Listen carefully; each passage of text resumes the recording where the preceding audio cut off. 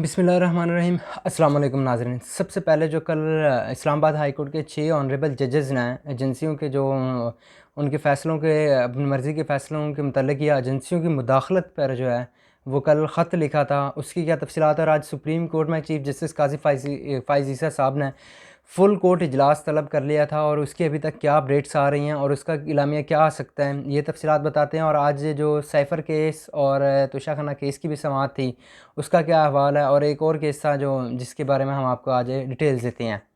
नाज़रीन, मेरा नाम मोहम्मद उमर फ़ारूक है। आप हमारा डिजिटल चैनल देख रहे हैं उमर राजपूत।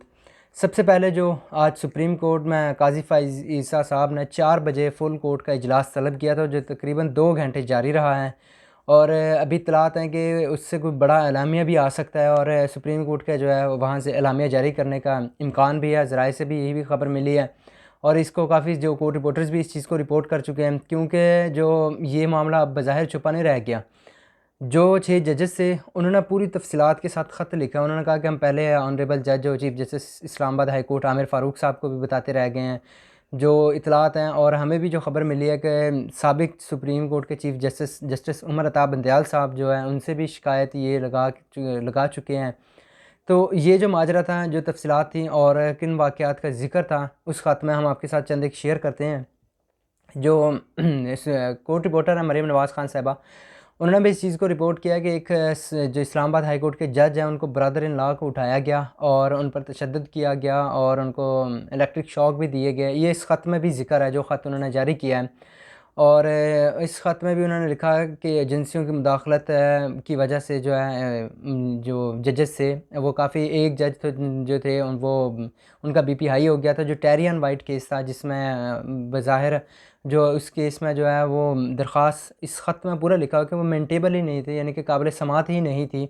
और उस पर एक जज पर तो इतना दबाव आया कि उन पर का बीपी जो है वो हाई हो गया था और वो जो हॉस्पिटल के, तो ये तफ़सीलात थी उसमें जो इवेंट्स जो हैं ख़त लिखे थे। और ख़त में 2-3 और भी चीज़ें अहम थी जो हमें भी जो मालूम हुआ है, और मरीम नवाज़ ख़ान साहिबा ने भी इसको रिपोर्ट किया है कि वो ग़ालिबन जस्टिस मोहसिन अख्तर कियानी साहब के ब्रदर इन लॉ थे जिन पर तशद्दुद किया गया था लास्ट टाइम। और ये जो इसमें ज़्यादातर मोस्टली वाक़या जो है ना वो लास्ट ईयर के हैं, 2023 के वाक़यात का बहुत ज़्यादा ज़िक्र है।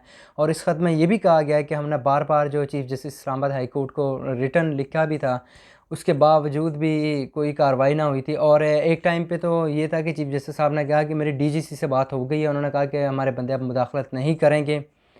तो ये नाज़रीन थी अदलिया के जो कल जजेस थे उन्होंने ख़त लिखा। इसमें आई थिंक एक जज रह गए हैं, चीफ़ जस्टिस आमिर फ़ारूक साहब तो इस्लामाबाद हाई कोर्ट के चीफ़ जस्टिस हैं। जस्टिस मियां गुल हसन औरंगज़ेब साहब वो रह गए हैं। बाकी 6 जजेस ने तकरीबन उन्होंने ख़त लिखा और उनके दस्तखत भी मौजूद हैं, जो ख़त की कॉपी है।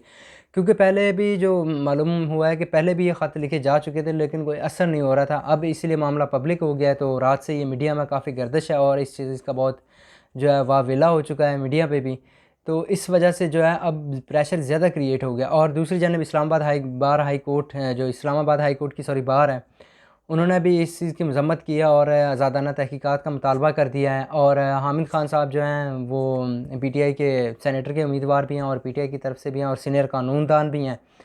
उन्होंने अभी चीफ़ जस्टिस आमिर फ़ारूक साहब के इस्तीफ़े का मुतालबा कर दिया है। तो ये नाज़रीन अब सूरत हाल बहुत संगीन होती जा रही है, क्योंकि जो ख़त लिखा गया था वो पूरी तफ़सीलात के साथ उन्होंने शेयर किया। फिर उन्होंने जो जस्टिस शौकत सिद्दीकी साहब जो रिटायर्ड जज हैं उनके बारे में भी लिखा कि जो उन्होंने इल्ज़ाम लगाए थे और अगर उन पर तहकीकात भी हो जाती तो शायद ये ज़ाहिर सी बात है कि ये दिन आज ना देखने पड़ते। लेकिन उन्होंने तो वाज़ेह नाम लेके उस टाइम बताया था, लेकिन उनको भुगतना क्या पड़ा कि वो अपने ओहदे से बरतरफ़ हुए। और अब जो तकरीबन 4 से 5 साल बाद जाकर उनको अब इंसाफ़ मिला। सुप्रीम कोर्ट ने जो है वो उनका जो है सुप्रीम जुडिशल काउंसिल का फ़ैसला मुअत्तल कर दिया था और उसमें उनको जो रिटायर जज और उनकी पेंशन और मराद देने का ऑर्डर जारी किया था। तो ये थी तफ़सीलात नाज़रीन जो उधर से आई हैं। सुप्रीम कोर्ट से भी अभी एलामिया का इंतज़ार है कि वहाँ से भी एक बहुत बड़ा एलामिया आ सकता है और वो जो आएगा वो भी आपके साथ शेयर करेंगे। और साइफ़र तोशाखाना केस का जो हम थोड़ा बहुत आपको सिंपल वर्ड में बता दें, जहाँ तक मुझे भी लगता है अभी तक मैंने जो प्रोसीडिंग्स देखी हैं, मे भी केस जो है वो ख़त्म हो जाए, मुअत्तल हो जाए। बाकी वो जजेस ने करना है, रिमांड बैक भी हो सकता है कि प्रोसिक्यूशन को मौका नहीं मिला अपना जो साबित करने का, तो लिहाजा उनको दोबारा सुना जाए। लेकिन अभी बज़ाहिर रिमार्क से लग रहा है कि शायद केस जो है वो मुअत्तल हो सकता है या कलअदम करार दिया जा सकता है। बाकी ये तो जजेस ने तय करना है, अदलिया ने डिसाइड करना है, लेकिन मैंने अपना गेस दिया। और इसको जो रिपोर्टर हैं एयर1 न्यूज़ के, उन्होंने भी इस चीज़ को रिपोर्ट किया कि केस रिमांड बैक शायद ना हो और फैसला जो है ख़त्म हो सकता है इस चीज़ पे। तो ये थी, क्योंकि आज एडवोकेट जनरल साहब भी पेश ना हुए, कराची गए थे, तो जस्टिस मियां गुल हसन और औरंगज़ेब साहब ने बरहमी का इजहार किया था, क्योंकि उन्होंने तलब किया था जो स्टेट काउंसिल डिफेंस थी उनकी जो सीवीज़ मांगी गई थी वो आज अदालत में पेश कर दी गई हैं। और एक जो बड़ी चीज़ आज इस्लामाबाद हाई कोर्ट में वो सामने आई वो ये है कि जो FIA थी जो उन्होंने केस बनाया था वो 5 का था और साइफ़र की कॉपीज़ गई हैं 9, जिसमें से एक वापस आ गई। तो जो सदर के सदारती हाउस से जो एक कॉपी वापस आ गई थी, बाकी 8 का कोई जिक्र नहीं है। और इस पर जस्टिस मियां गुल हसन औरंगज़ेब साहब ने भी अहम सवाल किया कि उन्होंने कहा बाकियों से क्यों नहीं पूछा गया। अभी तो सिर्फ 2 को, जो शाह महमूद कुरैशी साहब और इमरान खान साहब को सज़ा हुई है ना, बाकियों से नहीं पूछा गया और बाकियों की क्या वजह थी। ये तफसीलात थी आज इस्लामाबाद हाई कोर्ट से। और उम्मीद करते हैं अगर आपको हमारी वीडियो अच्छी लगी हो तो वीडियो को फ़ीडबैक दीजिएगा। अभी के लिए इतना ही। अल्लाह हाफ़िज़।